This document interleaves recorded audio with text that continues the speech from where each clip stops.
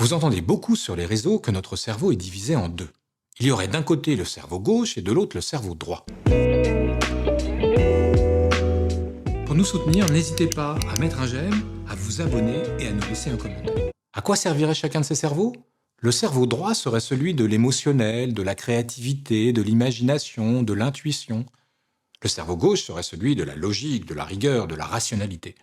Cette idée séduisante et plutôt convaincante a priori est très répandue, alors qu'en est-il? Quand on y pense, c'est une idée a priori logique. Après tout, on a bien une main droite et une main gauche. Et beaucoup d'entre nous sommes soit droitiers, soit gauchers, et on ne fait pas la même chose avec chacune de nos mains.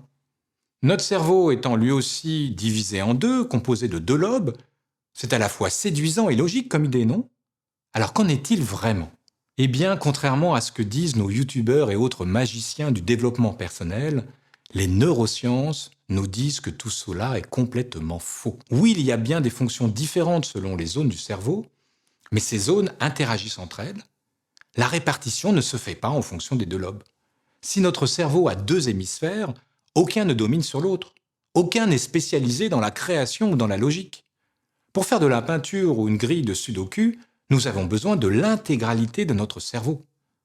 Conclusion, en psychologie comme dans tout domaine, ce qui apparaît comme séduisant ou évident, ce n'est pas toujours juste. D'ailleurs, cette idée est apparue en 1844, il y a presque 200 ans, à une époque où la médecine et la connaissance du fonctionnement de nos organes en étaient à leurs prémices. Pour employer une expression très datée, on pourrait dire « ce n'est donc pas toujours dans les vieux pots que l'on fait les meilleures soupes », surtout en matière de science.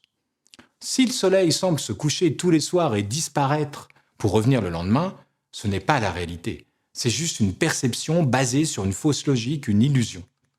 Attention donc aux illusions séduisantes que l'on entend chez certains. À bientôt avec votre unique cerveau sur la chaîne du Roseau. Si vous aimez cet épisode et que vous souhaitez soutenir la chaîne, mettez un j'aime, abonnez-vous et laissez un commentaire pour le référencement.